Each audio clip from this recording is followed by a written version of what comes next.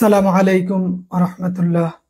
আলহামদুলিল্লাহি রাব্বিল আলামিন ওয়াল আকিবাতু লিল মুত্তাকিন ওয়াসসালাতু ওয়াসসালামু আলা সাইয়্যিদিল আমবিয়াই ওয়াল মুরসালিন ওয়া আলা আলিহি ওয়া আসহাবিহি আজমাইন। প্রশংসা মহান রব্বুল আলামিনের, যিনি আমাদের সুস্থ রেখেছেন, ভালো রেখেছেন। সাউন্ড ক্লিয়ার আছে কিনা একটু জানাবেন। সবকিছু ওকে আছে? কে কোথা থেকে দেখছেন? প্রশংসা মহান রব্বুল আলামিনের।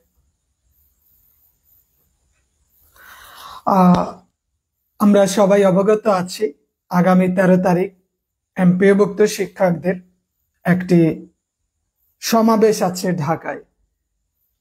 এটি আসলে আমাদের যেই বৈষম্যগুলো আছে তার বিরুদ্ধে আন্দোলন। তো সেক্ষেত্রে আমাদের সকল পর্যায়ের শিক্ষক, দায়িত্বশীল কর্মচারী একযোগে সকলেই যদি আমরা অংশগ্রহণ করতে পারি, এটি আমাদের জন্য ভালো হবে। কারণ আপনারা জানেন আমাদের যে বৈষম্যগুলো আছে, প্রথমত এখানে আমাদের শিক্ষা ভাতা নেই, কর্তন আছে, এগুলা স্পষ্ট শিক্ষকদের সাথে মজা করার মতো বিষয়। বিগত দিনে আমরা দেখেছি বছরের পর বছর বিভিন্ন শিক্ষক শ্রেণী, দল, এটা সেটা বহু দল তৈরি হয়েছে, কিন্তু কাজের কাজ কিছু হয় নাই। যাক, আমাদের আলেমদের মাধ্যমে এখন আন্দোলনের ডাক এসেছে। সকল পর্যায়ের মাদ্রাসা শিক্ষক, স্কুল বলেন বা যে যেখানে আছে, প্রত্যেকেই প্রত্যেকের জায়গা থেকে আমরা যদি কাজ করি, সেই ক্ষেত্রে আমাদের এই বৈষম্যটা কমিয়ে আনা যাবে। এটা কেন জরুরি? কারণ আমরা জানি নবম পে কমিশন গঠন হয়ে গেছে। এখন এরা এই সরকারি বলেন বেসরকারি বলেন, এদের যেই বেতন কাঠামো, গ্রেড, এই বিষয়গুলা নিয়ে কাজ করতেছে এবং সেই লক্ষ্যে তারা মিটিং করতেছে। এদের এই বিষয়টা যখন চলমান আছে, এই মুহূর্তেই আমাদের করণীয় হলো তাদের কাছে জোরালো একটা বার্তা পৌঁছে দেওয়া, যে বছরের পর বছর এমপিওভুক্ত শিক্ষক কর্মচারীদের বিরুদ্ধে যেই প্রহসন চালিয়ে যাওয়া হয়েছে, এগুলার থেকে আমাদের মুক্ত হতে হবে। পাশাপাশি একটি যৌক্তিক বেতন কাঠামো, গ্রেড পদ্ধতি নির্ধারণ করতে হবে। আমরা জানি যে প্রাইমারি স্কুলের যেই ইবতেদায়ীর যে শিক্ষকরা আছে, ইবতেদায়ী শিক্ষক, এরা বেশি নির্যাতিত। ইবতেদায়ী শিক্ষকগণ তো খুব একটা টাকা পান না বললেই চলে। প্রাইমারি স্কুলের একজন শিক্ষক যেখানে 17-18 হাজার টাকা পায়, সেখানে ইবতেদায়ী মাদ্রাসার ইবতেদায়ী মৌলবী 10-11-র মধ্যেই তার সীমাবদ্ধ হয়ে যায়। একজন শিক্ষক তিনি যদি একটা ভালো বেতন না পায়, সেক্ষেত্রে তার পরিবার চলাটা কঠিন হয়ে যায়। আমাদের এই বিষয়গুলো সবাইকেই ভাবা উচিত, বিশেষ করে নতুন করে যারা শিক্ষক হিসেবে যোগদান করবে তাদের জন্য বিষয়টা অতীব জরুরি। কারণ আপনি 10টা থেকে 4টা পর্যন্ত 10টা থেকে 4টা পর্যন্ত শিক্ষকতা করবেন, আর আপনার যদি ভালো একটা স্যালারি না আসে, এটা আপনাকে হতাশ করবে। ভালো শিক্ষা দেওয়ার যেই মন মানসিকতা, ওইটা নষ্ট হয়ে যাবে। কারণ আমাদের পরিবার বলেন, দোকানপাট বলেন, যে কোনো ক্ষেত্রে আমাদের টাকা প্রয়োজন। আপনি ফার্মেসিতে গিয়ে যদি বলেন যে আমি তো এমপিওভুক্ত শিক্ষক, আপনার থেকে 2 টাকা কম রাখবে না। আপনি রিক্সা ভাড়া দিবেন, আপনি যদি বলেন আমি এমপিওভুক্ত শিক্ষক, 2 টাকা কম দিবে না, নিবে না। আপনার জন্য 2 টাকা ছাড় থাকবে না। তো সব জায়গায় সবাই আমাদের থেকে নিবে ঠিক, কিন্তু আমাদেরকে দেওয়ার মতো কেউ নাই। এই জন্য আমাদের যে নতুন বলেন, 6ষ্ঠ গণবিজ্ঞপ্তিতে যারা যোগদান করবেন তারা বলেন, বা 5ম গণবিজ্ঞপ্তিতে যারা যোগদান করেছে তারা, পাশাপাশি অন্য যারা আছে, কারণ এখন এই সময়টাতে যদি আমরা গঠনমূলক আন্দোলন না করতে পারি, বা এখন যদি সুস্পষ্ট দাবি দাওয়াকে উত্থাপিত করতে না পারি, সেই ক্ষেত্রে আমরা 10 বছর পিছিয়ে যাব। আমাদের 10 বছর পিছাই যেতে হবে। তাই আমরা চাই যে একটি সুন্দর সমাধানের লক্ষ্যে যাতে সবাই আসে।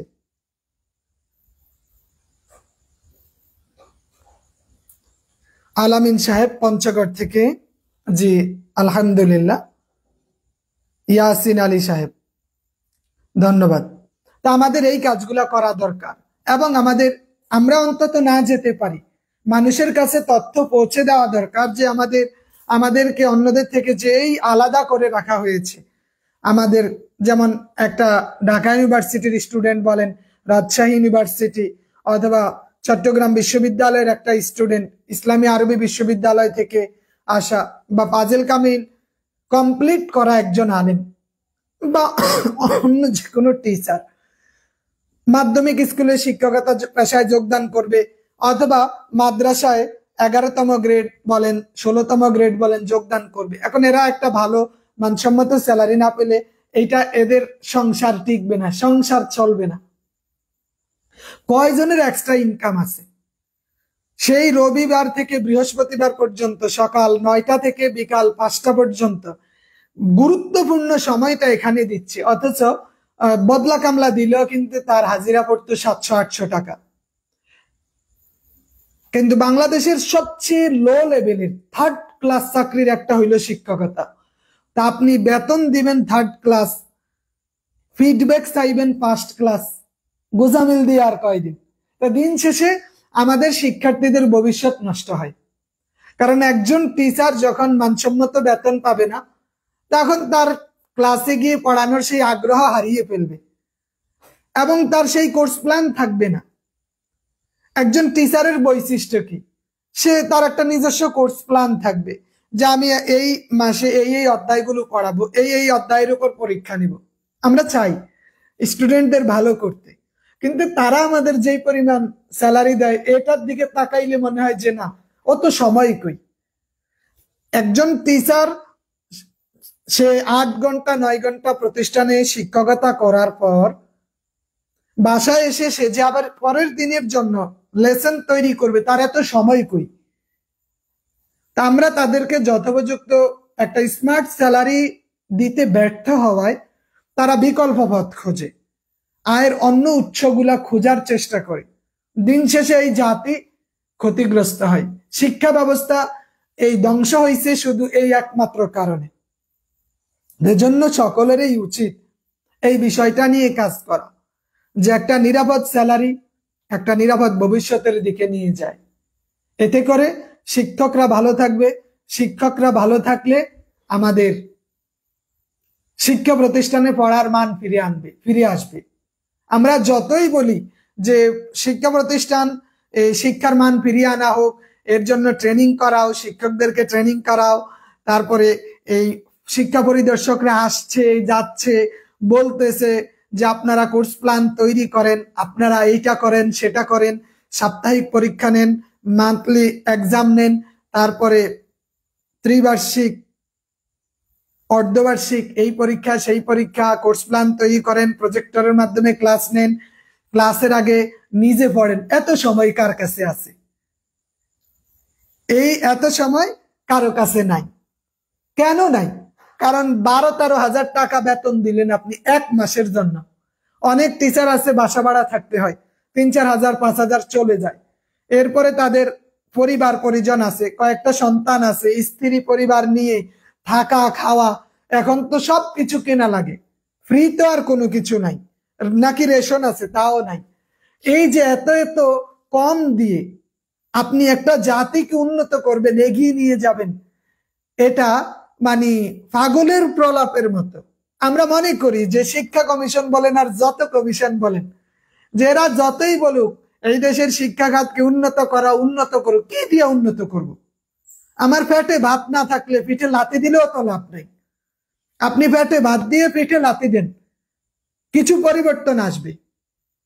তা আমরা তাও বলি যে নবম পে কমিশন এরা যদি এখনো সেই বৈশিষ্ট্য বা সেই অবস্থান থেকে এমপিওভুক্ত শিক্ষকদের বেতন বৈষম্য নিরসন না করে, আগামী 10 বছরেও ভবিষ্যৎ কিছু হবে না, বরং এই জাতির মেধা নষ্ট হবে।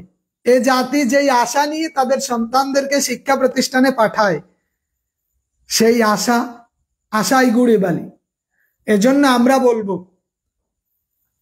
আমরা বলি যে আপনারা এই দেশের হাজার হাজার শিক্ষা প্রতিষ্ঠানের লক্ষ লক্ষ শিক্ষকদের মাধ্যমে যদি এই জাতিকে শিক্ষিত করতে চান, তাহলে জাতির গড়ার কারিগর যারা, তাদের যথাযথ মূল্যায়ন, তাদের মানসম্মত বেতন, তাদের যথাযথ সম্মান, যত ধরনের সুযোগ সুবিধা আছে এইগুলো দেওয়া অত্যন্ত জরুরি।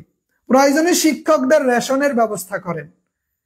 এদেশে যদি প্রশাসনকে রেশন দিতে পারেন, পুলিশ বলেন, সেনাবাহিনী বলেন, ওদেরকে যদি দিতে পারেন, প্রয়োজনে শিক্ষকদেরও রেশনের ব্যবস্থা করেন।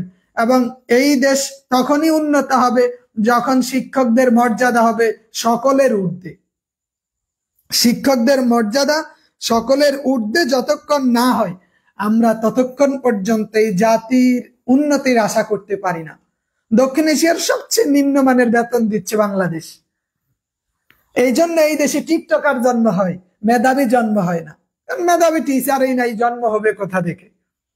এ জাতির ভাগ্য ভালো যে ষষ্ঠ গণবিজ্ঞপ্তির মাধ্যমে হাজার হাজার আপডেট মেধাবী তরুণ পাচ্ছে, ইউনিভার্সিটির স্টুডেন্ট পাচ্ছে শিক্ষক হিসাবে। এই মেধাগুলো নষ্ট হবে যদি এই গড়পাত্রা যে বেতন কাঠামোর মধ্যে এদেরকে রাখা হয়। যে আজ 60,000 শিক্ষক যোগদানের অপেক্ষায় আছে, এই শিক্ষকদের মেধাকে কাজে লাগাতে হলে বেতন বৈষম্য কমিয়ে আনতে হবে, শিক্ষকদের যথাযথ মূল্যায়ন করতে হবে, স্মার্ট বেতনের ব্যবস্থা করতে হবে, সম্মানের জায়গা বৃদ্ধি করতে হবে, সমাজের এবং রাষ্ট্রের সর্বোচ্চ সম্মান এদের দিতে হবে। না হলে কি হবে? বিগত দিনে এমপিওভুক্ত শিক্ষকরা যা করছে এরাও তা করবে। এরা দিন দিন হতাশ হয়ে যায়, হতাশার মধ্যে পড়ে যায়। এই জন্য আমরা বলি যে আপনারা এই দেশকে উন্নত করতে চাইলে এদেরকে মূল্যায়ন করতে শেখেন। ব্যক্তিগতভাবে আমি নিজেও অনেক স্বপ্ন যে এই আলিয়া মাদ্রাসায় দেখা যায় কিছু কাজ করব, বা আমার বাড়ির প্রতিষ্ঠান, এখানে মনে চায় যে একটু এদেরকে আপডেট করি, শিক্ষার মধ্যে কিছু পরিবর্তন আনি, এদেরকে কিছু শিখানোর সেই অবস্থান তৈরি করি। কিন্তু দিন শেষে আমি হতাশ হই এই জন্য যে এই কম বেতনে চাকরি করে এদেরকে এত ভালো জিনিস কিভাবে দিব? এদেরকে যেই সময় দেই এই সময়টা অন্য জায়গায় দিলে দেখা যায় আমার 2 টাকা আসবে, এখানে তো কিছু আসবে না। আরো বড় বিষয় হলো, কারণ অধিকাংশ শিক্ষা প্রতিষ্ঠানে নতুন যারা শিক্ষক গেছেন, পুরাতন শিক্ষকদের সেই পুরাতন মেথডের কারণে নতুন কোনো কিছু অ্যাপ্লাই করতে পারে না। সেই জট বাঁধা শিক্ষক, মানে পিছিয়ে পড়া শিক্ষক গোষ্ঠী সামনে অগ্রসর হতে দেয় না। আমরা যতই বলি যে আমাদের এই দরকার, প্রতিষ্ঠানের শিক্ষার মান আপডেট করতে হলে এটা লাগবে, এটা লাগবে, এটা লাগবে, শুনেই যায়, কখনো কখনো শোনারও সুযোগ দেয় না। কিন্তু দিন শেষে প্রতিষ্ঠান ক্ষতিগ্রস্ত হয়, আমাদের কোনো অসুবিধা হয় না। কারণ আমরা যারা যোগদান করেছি, আমরা এমন জায়গায় যোগদান করেছি অধিকাংশই ক্ষতিগ্রস্তের মধ্যে পড়েছে। দেখা যায় বিভিন্ন সমস্যা জর্জরিত প্রতিষ্ঠানে আমরা যোগদান করি, তা আমাদের সেই আগ্রহ থাকে না, আমরাও তাদের মতো হয়ে যাই। তারা যেমন ফাঁকিবাজি করে, আমাদেরও মনে চায় একটু আমরাও ফাঁকিবাজি করি। এজন্য আপনাদের প্রতি আমাদের উদাত্ত আহ্বান থাকবে যে রাষ্ট্র, এই বাংলাদেশের একটা জন্মগত বৈশিষ্ট্য হলো আন্দোলন ব্যতীত কোনো সফলতা অর্জন করা যায় না। যে কোনো ক্ষেত্রে আন্দোলন করা লাগে, এটা আমাদের সহজাত প্রবৃত্তি। আন্দোলন করো, সফলতা নিয়ে আসো। আমাদের অবস্থান তৈরি করতে হলে আমাদেরকেই একত্রিত হতে হবে। আপনি, আমি, আমরা যদি একত্রিত না হই, আমরা যদি আমাদের অবস্থানটা তৈরি না করি, কেউ আমার অবস্থান তৈরি করবে না। আপনি হয়তো মনে করেন যে 15-20 জনে আন্দোলন করে উল্টাই ফেলবেন, না, সম্ভব না। ওনারা ব্যর্থ হইলেও তাদের ধন্যবাদ যে তারা উদ্যোগ নিয়েছে। আপনি সমালোচনা করার আগে অন্তত চিন্তা করা উচিত যে আমি কি করতে পেরেছি। না আপনি নিজের জন্য কিছু করতে পারলেন, না পরবর্তী প্রজন্মের জন্য কিছু করতে পারলেন। সেজন্য সকল পর্যায়ের দায়িত্বশীল শিক্ষক, হবু শিক্ষক সহ সকলের কাছে উদাত্ত আহ্বান থাকবে যে 13 তারিখ আমরা আমাদের বেতন ভাতা, উৎসব ভাতা, শিক্ষা ভাতা, বাসা ভাড়া পার্সেন্টেজ আকারে দেওয়ার পাশাপাশি আমাদের কর্তন বন্ধ করার বিষয়ে আমরা একটা শান্তিপূর্ণ সমাবেশ করি, যার মাধ্যমে আমরা আমাদের বার্তা পৌঁছে দেই এই বৈষম্যের বিরুদ্ধে।